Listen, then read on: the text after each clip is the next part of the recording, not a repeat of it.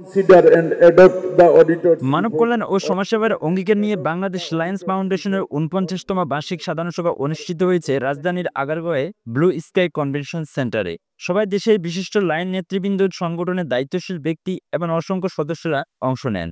বক্তারা মানবতার সেবায় দীর্ঘ ৫ সালের অভিজ্ঞতা তুলে ধরে আগামীর কার্যক্রমকে আরও শক্তিশালী ও সময় উপযোগী করার অঙ্গীকার ব্যক্ত করে। অনুষ্ঠানে প্রধান অতিথি ছিলেন লায়ন্স ইন্টারন্যাশনালের আন্তর্জাতিক পরিচালক নাজমুল হক। বিশেষ এক মুহূর্তে তার সঙ্গে একই ফ্রেমে ছিলেন Lions club of Dhaka capital গার্ডেনের প্রেসিডেন্ট ও লিও ক্লাবের উপদেষ্টা আলহাজ লায়ন খান আখতারুজ্জামান, যিনি বিএলএফ এর ৫২ জন আজীবন সদস্যের প্রতিনিধিত্ব করে। এছাড়া সবাই উপস্থিত ছিলেন Lions club of Dhaka capital গার্ডেনের সেক্রেটারি লায়ন রিবন তরফদার নিয়ম।